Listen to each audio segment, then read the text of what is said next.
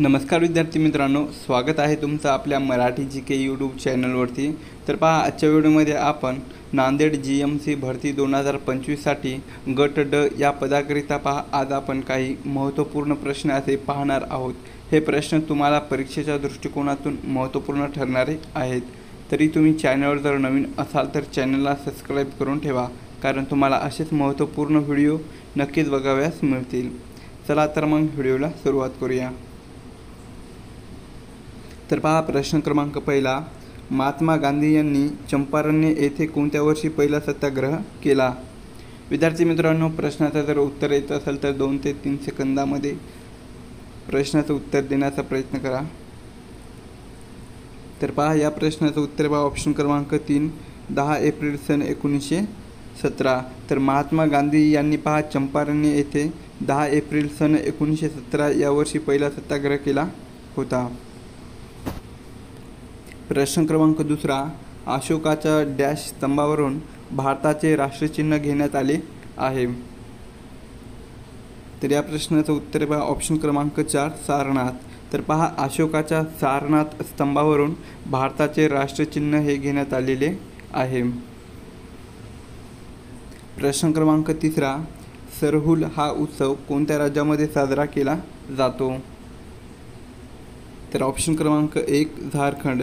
तर झारखंड या राज्यामध्ये पहा सरहुल हा उत्सव साजरा केला जातो। प्रश्न क्रमांक चौथा, महाराष्ट्र धर्म नावाचे मासिक खालीलपैकी कोणी सुरू केले आहे? तर ऑप्शन क्रमांक 1 विनोबा भावे। तर पहा, विनोबा भावे यांनी महाराष्ट्र धर्म नावाचे मासिक हे सुरू केलेले आहे। प्रश्न क्रमांक 5, सत्यशोधक समाजाची स्थापना खालीलपैकी कोणी केलेली आहे? तर ऑप्शन क्रमांक 3 पहा, महात्मा फुले। तर महात्मा फुले यांनी पहा सत्यशोधक समाजाची स्थापना केलेली आहे। तर सत्यशोधक समाजाची स्थापना कुठे झालेली आहे? तर ती पुणे या ठिकाणी। कुठे? पुणे या ठिकाणी सत्यशोधक समाजाची स्थापना झालेली आहे। प्रश्न क्रमांक 6, तिमिराकडून तेजाकडे या पुस्तकाचे लेखक कोण आहेत? तर ऑप्शन क्रमांक 2 नरेंद्र दाभोळकर। तर पहा, नरेंद्र दाभोळकर हे तिमिराकडून तेजाकडे या पुस्तकाचे ते लेखक आहेत। प्रश्न क्रमांक 7, जनगणना 2011 नुसार भारतातील सर्वात जास्त लिंग गुणोत्तर कोणत्या राज्यामध्ये होते? तर या प्रश्नाचं उत्तर पहा, ऑप्शन क्रमांक 2 केरळ। तर पहा, 2011च्या जनगणनेनुसार भारतातील सर्वात जास्त लिंग गुणोत्तर हे कोणत्या राज्याचे आहे? तर ते केरळ या राज्याचे आहे। प्रश्न क्रमांक 8, खालीलपैकी कोणता आजार हा C जीवनसत्वाच्या कमतरतेमुळे होतो? तर ऑप्शन क्रमांक 4 स्कर्वी। तर पहा, स्कर्वी हा आजार C जीवनसत्वाच्या कमतरतेमुळे होतो। प्रश्न क्रमांक 9, ई-वेस्ट पार्क भारतातील कोणत्या शहरामध्ये स्थित आहे? तर ऑप्शन क्रमांक 4 दिल्ली। तर पहा, ई-वेस्ट पार्क हे भारतातील दिल्ली या शहरामध्ये स्थित आहे। प्रश्न क्रमांक 10, खालीलपैकी कोणते पुस्तक हे महात्मा ज्योतिबा फुले यांनी लिहिलेले नाही? तर या प्रश्नाचं उत्तर पहा, ऑप्शन क्रमांक 4 हिंद स्वराज। कोणतं आहे? हिंद स्वराज हे जे पुस्तक आहे तर ते महात्मा ज्योतिबा फुले यांनी लिहिलेलं नाही। तर महात्मा ज्योतिबा फुले यांनी कोणकोणते पुस्तक लिहिलेलं आहे? तर गुलामगिरी, सार्वजनिक सत्यधर्म आणि शेतकऱ्याचा आसूड हे महात्मा ज्योतिबा फुले यांनी पुस्तक लिहिलेलं आहे। आणि हिंद स्वराज हे जे पुस्तक आहे तर ते पहा महात्मा गांधी महात्मा गांधी यांनी लिहिलेले हिंद स्वराज हे पुस्तक आहे। प्रश्न क्रमांक 11, यशवंतराव चव्हाण विकास प्रशासन प्रबोधिनी खालीलपैकी कोठे आहे? तर ऑप्शन क्रमांक 3 पुणे। तर पहा, यशवंतराव चव्हाण विकास प्रशासन प्रबोधिनी ही पुणे या ठिकाणी आहे। प्रश्न क्रमांक 12, जागतिक व्यापाराचे नियमन करणारी आंतरराष्ट्रीय संस्था खालीलपैकी कोणती आहे? तर ऑप्शन क्रमांक 1 पहा, WTO। तर पहा जागतिक व्यापाराचे नियमन करणारी आंतरराष्ट्रीय संस्था कोणती आहे तर ती WTO ही आंतरराष्ट्रीय संस्था आहे. प्रश्न क्रमांक 13, तिल्लारी प्रकल्पासाठी महाराष्ट्राने कोणत्या राज्याचे सहकार्य घेतले होते? तर ऑप्शन क्रमांक 4 गोवा. तर पहा तिल्लारी प्रकल्पासाठी महाराष्ट्र राज्याने गोवा या राज्याचे सहकार्य घेतलेले होते. प्रश्न क्रमांक 14, जम्मू काश्मीर संबंधित कोणते कलम हे भारताच्या राज्यघटनेने रद्द केलेले आहे? तर ऑप्शन क्रमांक 4 पहा 370. तर जम्मू काश्मीर संबंधित असलेलं कलम कोणतं होतं तर ते 370 हे कलम पहा भारताच्या राज्यघटनेने ते रद्द केलेले आहे. पुढचा प्रश्न पहा, बंगालची फाळणी कोणत्या गव्हर्नर जनरलच्या काळामध्ये झालेली आहे? तर ऑप्शन क्रमांक 1 लॉर्ड कर्झन. तर पहा बंगालची फाळणी ही लॉर्ड कर्झन या गव्हर्नर जनरलच्या काळामध्ये झालेली होती. पुढचा प्रश्न आहे, भारतात हिऱ्याच्या खाणी कोठे आढळतात? तर ऑप्शन क्रमांक 1 मध्य प्रदेश. तर मध्य प्रदेश या राज्यामध्ये हिऱ्याच्या खाणी या आढळतात. नेक्स्ट क्वेश्चन आहे, अकबरनामा हे पुस्तक खालीलपैकी कोणी लिहिलेले आहे? तर ऑप्शन क्रमांक 3 अबुल फजल. तर अबुल फजल यांनी पहा अकबरनामा हे पुस्तक लिहिलेले आहे. नेक्स्ट क्वेश्चन आहे, 2023 सालच्या राष्ट्रीय क्रीडा स्पर्धेचे आयोजन कोणत्या राज्यामध्ये करण्यात आले होते? तर ऑप्शन क्रमांक 3 गोवा. तर 2023 सालच्या राष्ट्रीय क्रीडा स्पर्धेचं आयोजन हे पहा गोवा या राज्यामध्ये करण्यात आले होते. पुढचा प्रश्न आहे, शेती क्षेत्रामध्ये 24 तास वीज पुरवठा करणारे भारतातील पहिले राज्य कोणते आहे? तर ऑप्शन क्रमांक 4 तेलंगणा. तर शेती क्षेत्रामध्ये 24 तास वीज पुरवठा करणारे भारतातील पहिले राज्य कोणते बनलेले आहे तर ते तेलंगणा हे राज्य बनलेले आहे. नेक्स्ट क्वेश्चन आहे, भारतामध्ये शास्त्रीय नृत्य किती प्रकाराचे आहेत? तर ऑप्शन क्रमांक 4 8. तर भारतामध्ये शास्त्रीय नृत्य हे पहा एकूण 8 प्रकाराचे आहेत.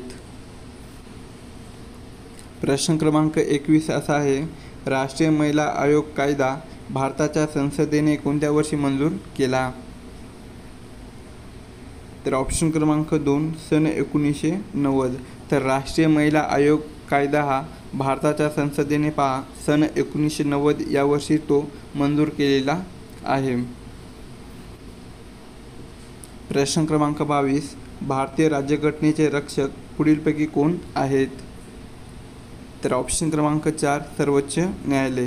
तर भारतीय राज्यघटनेचे रक्षक कोण आहेत तर ते सर्वोच्च न्यायालय आहेत.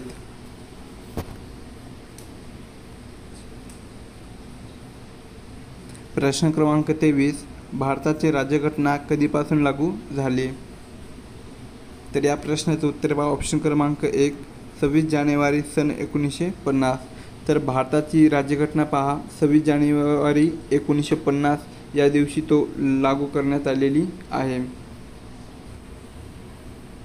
प्रश्न क्रमांक 24, धामी गोळीबाराची घटना खालीलपैकी कधी घडली? तर ऑप्शन क्रमांक 1 16 जुलै सन 1939.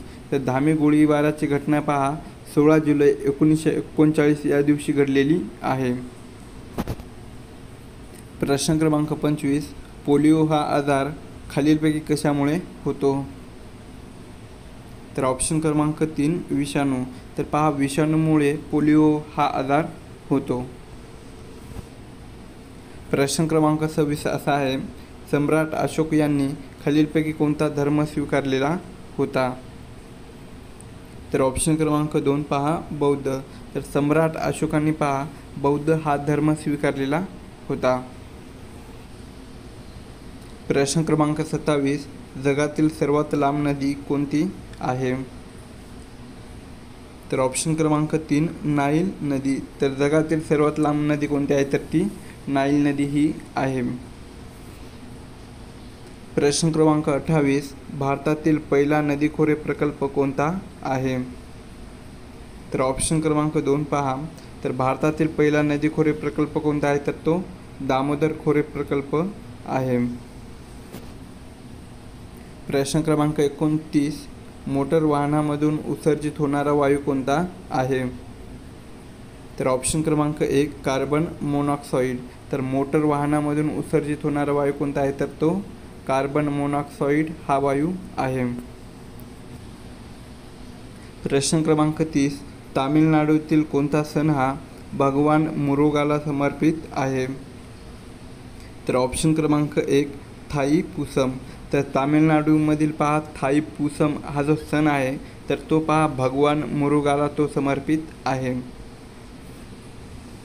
प्रश्न क्रमांक 31, नोव्हेंबर 2020 रामसर स्थळाच्या यादीतील महाराष्ट्रातील कोणत्या तलावाचा समावेश करण्यात आलेला आहे?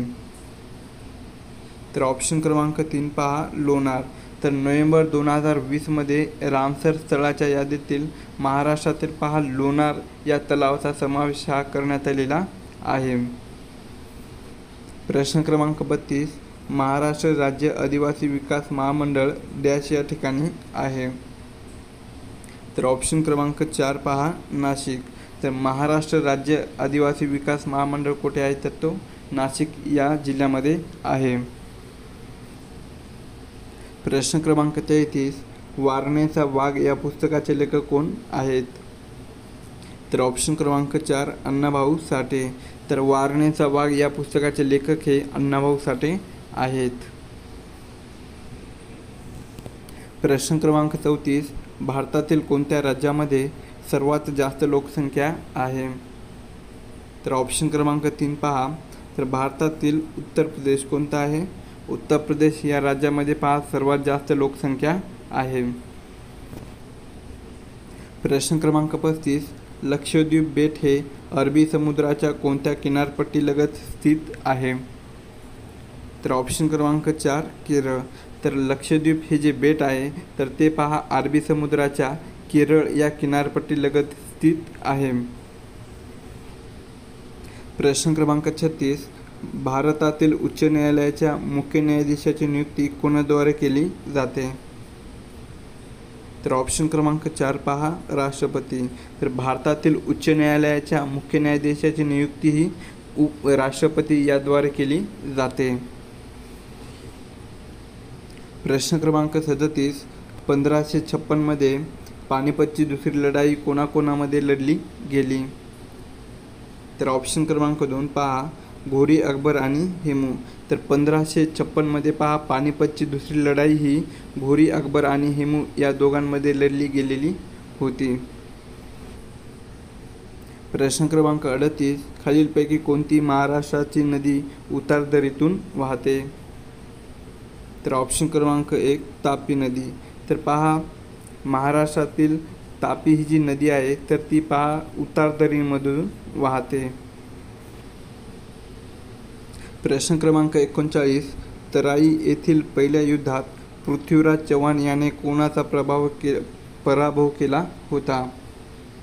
तर ऑप्शन क्रमांक 3 पहा मोहम्मद घोरी.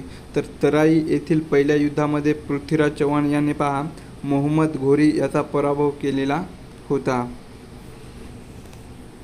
प्रश्न क्रमांक 40 असा आहे, दरवर्षी आंतरराष्ट्रीय योग दिवस केव्हा साजरा करण्यात येतो? तर ऑप्शन क्रमांक 3 पहा 21 जून. तर दरवर्षी आंतरराष्ट्रीय योग दिन हा 21 जून या दिवशी साजरा केला जातो. प्रश्न क्रमांक 41, मुरली श्रीशंकर हे कोणत्या खेळाशी संबंधित आहे? तर ऑप्शन क्रमांक 2 लांब उडी. तर मुरली श्रीशंकर हे पहा लांब उडी या खेळाशी संबंधित आहे.